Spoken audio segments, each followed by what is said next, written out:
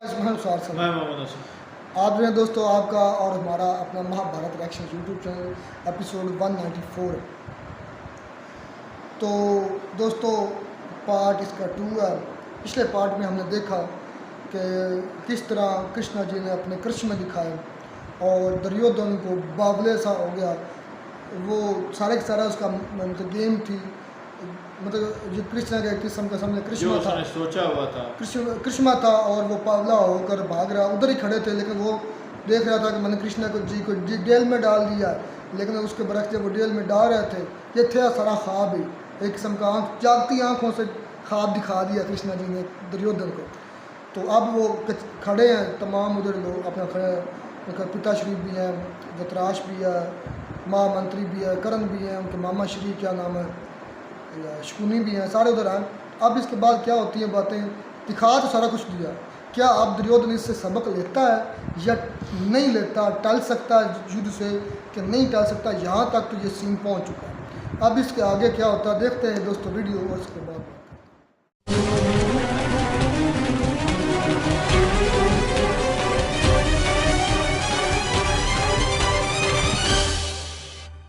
प्रणिपात महाराज।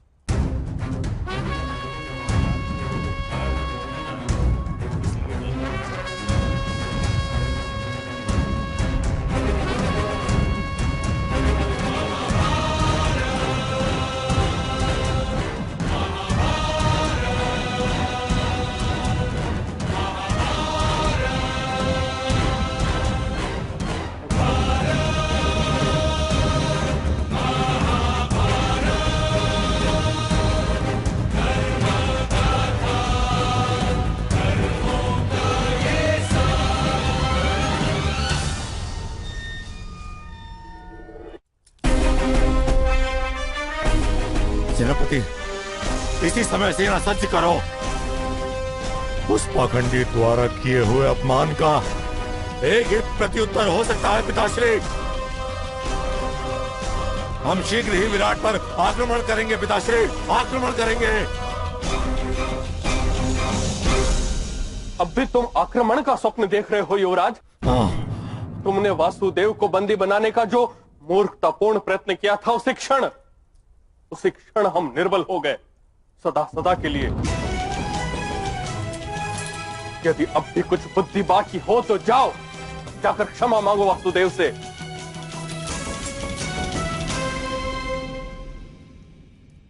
असंभव महामंत्री। मैं किसी से क्षमा नहीं मांग सकता, नहीं मांग सकता।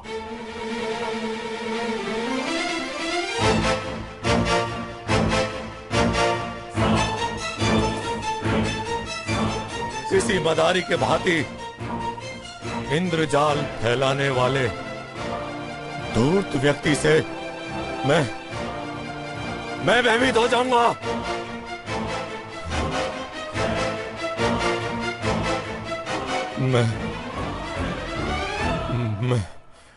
मैं तो उस ग्वाले के प्राण हर लूंगा। वो युद्ध में शस्त्र उठाए या नहीं, मैं अवश्य उस ग्वाले का वध करूंगा उस ग्वाले का मैं।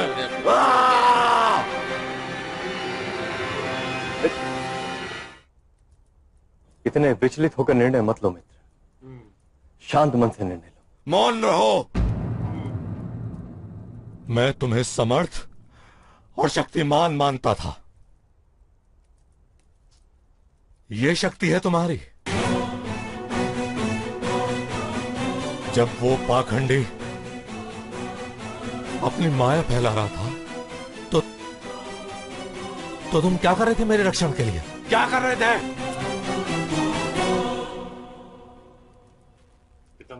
सेनापति का उत्तरदायित्व होता है कि वो अपने राजा और युवराज का रक्षण करे, किंतु किसी अबला स्त्री के भांति बैठे थे अपने सिंहासन पर। आप सब निर्बल हो आप सब। भयभीत वानर से अधिक कुछ भी नहीं, आप कुछ भी नहीं। पर दुर्योधन को किसी की आवश्यकता नहीं, किसी की आवश्यकता नहीं। मैं अपना प्रतिशोध लेने के लिए स्वयं सज्ज हूं, स्वयं सज्ज हूं।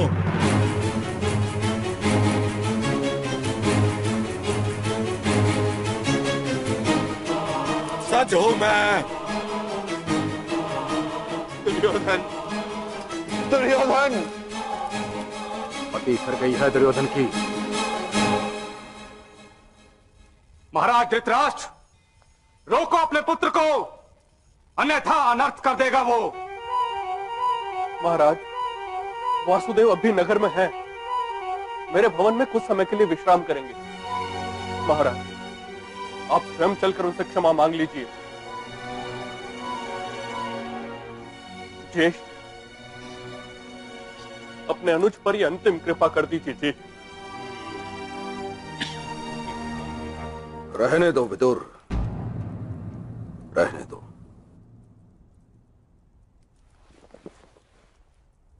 हो जाने दो ये युद्ध। न मेरा धर्म, न गुरु द्रोण की विद्या, न गांधार राज का प्रपंच, और न अंगराज की धनुर्विद्या,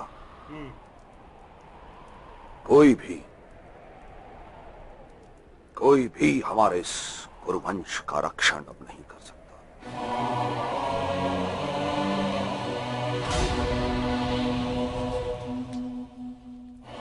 अब हम सब का अंत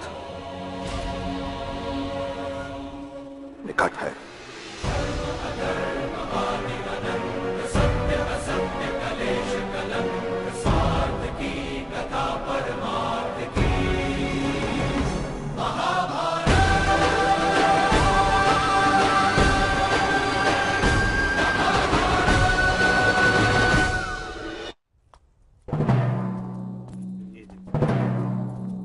कृष्ण, क्या राजसभा में युवराज दुर्योधन ने तुम्हें बंदी बनाने का प्रयत्न किया? नियति अपना निर्माण स्वयं करती है बुआ। मनुष्य तो केवल अपनी बुद्धि और संस्कार के अनुसार नियति की योजनाओं में निमित्त बनते हैं।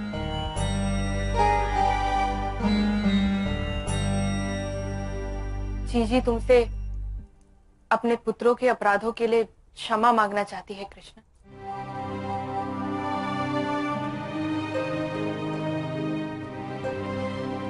प्रणाम महारानी। आपको क्षमा ही मांगनी है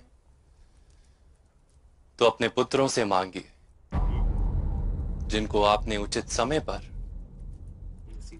उचित ज्ञान नहीं दिया।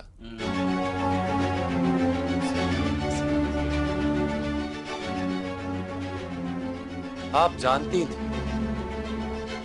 कि गांधार राजा आपके पुत्रों के हृदय में प्रतिशोध और अनुचित महत्वाकांक्षा का विष भर रहे। फिर आपने अपने पुत्रों को उनके पास पलने दिया।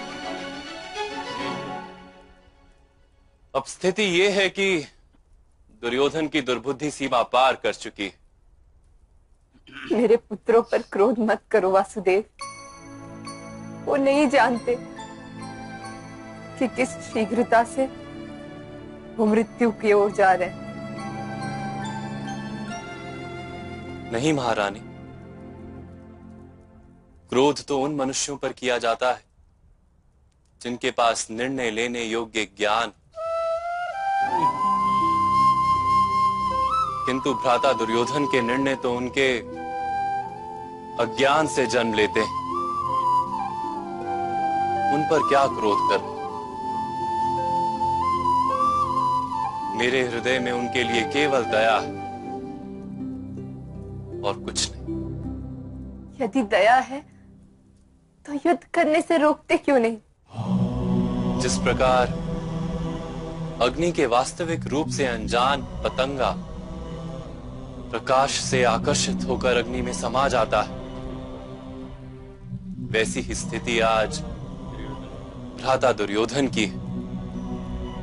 कैसे रोका जा सकता है? कोई तो मार्ग होगा कृष्ण, मेरे पुत्रों को आत्मघात से सुरक्षित रखने का कोई तो मार्ग होगा वासुदेव।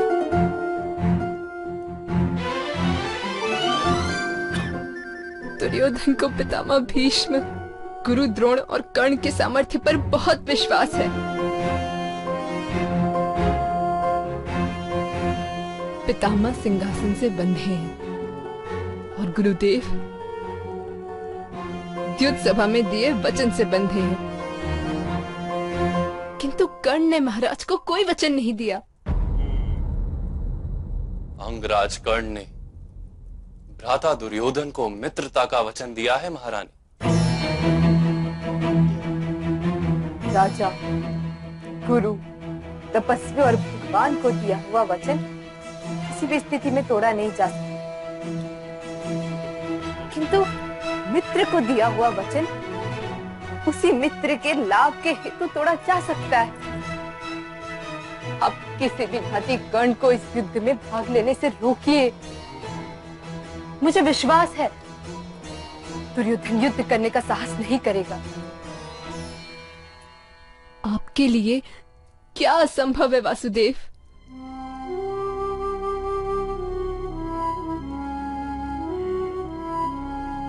जब तक मनुष्य स्वयं ज्ञान ग्रहण करने के लिए सज ना, तब तक स्वयं ईश्वर के लिए भी उसे ज्ञान देना असंभव। फिर अंगराज की माता यदि प्रयत्न करे तो संभव है।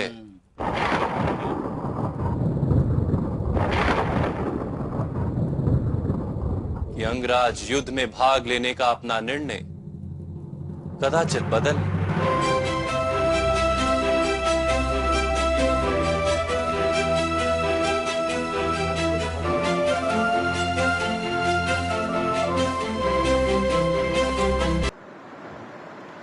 तो जी दोस्तों, वीडियो हो गई ख़त्म। दुर्योधन तो बड़ा ही ढीठ है यार, बड़े चवल है। सॉरी चवल कह रहे हो, हकीकत बात है। दुर्योधन नहीं मानेगा। इतना कुछ देखने के बावजूद भी वो सारे उसके खिलाफ हैं। खिलाफ का मतलब ये है, सारे ये कह रहे हैं कि आप ठीक नहीं कर रहे। करण को भी वो दोषी ठहरा रहा है कि मुझे तुम पर बड़ा एक विश्वास था, तो तुम्हारी बड़ी पावर है, तुमने क्यों नहीं ये उसके खिलाफ कोई अपनी पावर इस्तेमाल की कृष्णा जी की। लेकिन करण को तो पता है, करण सारे भाई सबको करण पता है। सारे जितने वहाँ पे बैठे हुए थे वो सारे ही जानते हैं उनके बारे में, और सभी उनको रोक रहे हैं कि आप ऐसा मत करो, उनके खिलाफ ना जाओ। लेकिन वो नहीं हट रहा। हालांकि करण को उसने काफ़ी सुनाई भी है कि भाई करण को तो एक किस्म का वो अपना कह रहे हैं कि फ्रंट मैन समझ लें, बैक में जो पुष्ट बना जो कह लें, सारी की सारी उसकी जो उम्मीदें हैं उसी से लगी हुई, उसी से वाबस्ता थी। तो उसने भी कुछ नहीं किया, तो उसे बुरा भला मैं कहता हूँ कि वो तो काफ़ी सुना रहा था। तो ये भाई जो है ना, दुर्योधन जो है ये बिल्कुल नहीं हटेगा, अहंकार में बहुत। और वो सुना नहीं, उसने जाके क्या बोला, उसने कहा कि मैं क्षमा नहीं मांगूंगा, हाँ, किसी सूरत भी क्षमा नहीं मांगूंगा, हालांकि और वासुदेव से। और उनकी माता श्री जो है वो भी आई हैं, और उन्होंने कहा है कि किसी तरीके से ये युद्ध टल सकता नहीं, पहले कहा कि आप उनको क्षमा कर दें, ये कर दें, नहीं, माफी मांगने के लिए आई है ना। तो उन्होंने वासुदेव ने, कृष्णा जी ने ये कहा है कि आप अपने पुत्रों से जाके माफी मांगे। उन्होंने कहा कि मेरे मन में किसी के लिए, मतलब उन्होंने कहा कि मेरे मन में दुर्योधन के लिए दया ही है, फिर भी दया बिल्कुल है भाई। वो अमन का पैगाम ऐसे थोड़ी यार, असलम भाई चेक करें ना, अमन, अगर उन्होंने अमन का संदेश ना देना होता तो दुर्योधन के साथ उसी वक्त कोई बुरा भला हो जाता। कृष्णा जी चाहते, मेरी बात सुनना, कि वो सब मजमे के अंदर खड़ा होकर जो दुर्योधन है वो इंसल्ट कर रहा था कृष्णा जी के किस्म की, ठीक है। तो फिर अगला उसको खाता भी दिखा दिया कि बेटा ऐसी पावर्स है मेरे पास। फिर भी जो कृष्णा जी कह रहे हैं कि मेरे मन में तो उसके लिए फिर भी दया है। ओए होए, ये वाला लफ्ज़ फिर बड़े सा एपिक वर्ड्स थे इस वीडियो के, कि मेरे मन में तो उसके लिए फिर भी दया है, रहम है, मैं उसका भले ही सोचूंगा। उन्होंने कहा कि फिर माता श्री ने कहा कि आप क्यों नहीं रोक सकते ये युद्ध। उन्होंने कहा कि देखें, जैसे पतंगे की एग्जाम्पल दी कि पता भी है कि ये आग है, पतंगे को पता भी होता है कि अगर इसमें के नज़दीक में जाऊंगा तो वो मैं जल जाऊँ, लेकिन पतंगा फिर भी उस आग में समा जाता है। तो उन्होंने कहा कि आपको लगता है माता श्री की ये जो है आप दुर्योधन बाज आएगा युद्ध से, और फिर उनके जो है धृतराष्ट्र दादाजी उन्होंने कहा कि युद्ध होने दो। उन्होंने कहा कि ये अहंकार में आया हुआ है, ये रुकेगा नहीं, और इसकी मृत्यु से कोई भी इसको आप रोक नहीं सकता, नहीं रोक बचा सकता। ही नहीं सकता, नहीं बचा सकता, क्योंकि वो सारा देख चुके हैं अपनी आंखों से। तो उन्होंने कहा कि ये अब हो ही जाए। क्यों? उन्होंने कहा कि अन्याय और न्याय का फैसला हो पहले जाए। तो भाई जो जितने भी वहाँ पे कह लें कि उनके बड़े थे, धृतराष्ट्र थे, उसके वालिद थे, महामंत्री थे, महामंत्री मामा थे, शकुनी के अलावा मामा शुदनी के अलावा, क्योंकि मामा करण शुदनी भी, जो है करण ना भी। वही है उसकी कह रहे हैं कि उनको भड़काने वाला ज्यादा। वैसे तो कंपोज उन्होंने को कोशिश की है कि भाई किसी ना किसी तरीके ये जो युद्ध है ये टल जाए। टाल जाए, और उन्होंने काफ़ी हद तक दुर्योधन को भी समझाने की कोशिश की है, लेकिन वो बिल्कुल रहेगा। अब वो सारा समझ चुके हैं कि भाई ये युद्ध जो होगा और इनके दुर्योधन की मृत्यु भी होगी, ये कोई नहीं रोक सकता। अच्छा, एक और चीज़- दूसरी तरफ उसकी माता श्री ने भी यही कहा है कि किसी ना किसी तरीके से ये जो युद्ध है ये टाल सकते हैं, आप टाल सकते हैं अगर आप कोशिश अच्छा करें। असलम भाई, मुझे इस वीडियो में ये नहीं समझ आई कि जो आई थी उनके पास कृष्ण जी, उनकी आंखों पर पट्टी क्यों बंधी हुई थी? इस चीज़ की नहीं, ये क्या इसके पीछे रीज़न है? हाँ, साथ में जो लड़की है उसका नहीं पता वो कौन थी, वो जो है वो उससे नहीं बांधी हुई थी, लेकिन जो उनसे बात मेन डिस्कस करने आई थी माता श्री उनकी, तो वो उनकी आंखों पर पट्टी क्यों थी? अगर दोस्तों इसका लाल किस्म- लाल टाइप। किसी को पता हो तो मुझे कमेंट में ज़रूर बताना है कि उन्होंने आंखों पर अपने पर पट्टी क्यों बांधी हुई थी, इसकी क्या रीज़न है इसके पीछे। तो कृष्णा जी फिर भी कह रहे हैं यार, फिर भी चेक करें उनके दिल के अंदर रहम, उनके दिल के अंदर दया, उनकी फिर बातें चेक करें, फिर भी वो नॉर्मल ही हैं, उन्हें कोई गुस्सा नहीं है उन पर। उन्होंने कहा कि वो है ही ऐसा, लेकिन उसको अब रोक को नहीं सकता। सोचें, उनको पता है कि यार वो है ही ऐसा, मैंने उस पर क्या गुस्सा या उसके पर क्या करना, वो खुद ही अपनी आग में जल जाएगा। जो आग नफरत, गुस्से, जो अहंकार है अहंकार की आग उसको ले डूबेगा भाई। ले डूबेगी, तो उसको अब कोई भी नहीं रोक सकता। तो अब ये बात अब महल में बैठे तमाम लोग भी जान गए कि यार अब कृष्ण को सॉरी दुर्योधन को कोई भी उसके जो है ना भविष्य से या उसके मृत्यु से हालांकि कोई नहीं बचा कृष्णा जी भी इसी गरज से आए, इसी वजह से आए हैं कि भाई ये जो युद्ध है ना किसी न किसी तरीके से टाल पता जाए। भी है पता क्या भी- होना है। होना है नहीं, लेकिन कोशिश उन्होंने की है, कोशिश उन्होंने की है कि युद्ध टाल जाए। बाकी दूसरे लोगों ने भी की है, मामा शुदनी के अलावा, और उसकी माता यार- श्री जो है वो भी कोशिश कर रही है। असलम भाई, सारे मामले यहीं हल हो जाने थे अगर यही दुर्योधन जो लगा जाता, जो पांडव की जो बीवी थी, नहीं यार। यार एक मिनट, जो बीवी थी पिता माता द्रौपदी साहब का, उनसे जाकर पाँव पड़ जाता, माफ़ी मांग लेता, सारे उन्हीं पांडव ने कहना उन्हीं था शर्तों को इसने पहले नहीं नहीं माना। असलम भाई, एक मैं मिसाल दे रहा हूँ, उन्हीं पांडव ने कहा था यार ठीक है, तुम हमारे भाई समान ही हो, करो तुम, मतलब तुम्हारे पास भी हमें कोई टेंशन नहीं है, बस हमारा ये मसला था, सिर्फ छोटी सी बात थी तो सारा मसला यार अगर उसको ये उसकी क्या लें कि अना उसकी आ जाती थी ना कि माफ़ी मांगने से, पाँव पड़ने से, तो चले वो शर्त उसने नहीं मानी। कृष्णा जी ने दूसरी शर्त भी रखी थी कि आप पांच जो गांव है ना वो उनके नाम कर दें, हवाले कर दें, तो वो फिर भी भी- ये मसला हल हो जाएगा। ये उस पर भी नहीं माना। नहीं मानेगा। चले खैर, अच्छी थी वीडियो ये वाला पार्ट। अब इस नेक्स्ट पार्ट में क्या होता है, स्टेप बाय स्टेप हम चल रहे हैं, युद्ध के करीब जा रहे हैं, तो देखते हैं इसका नेक्स्ट पार्ट। तब तक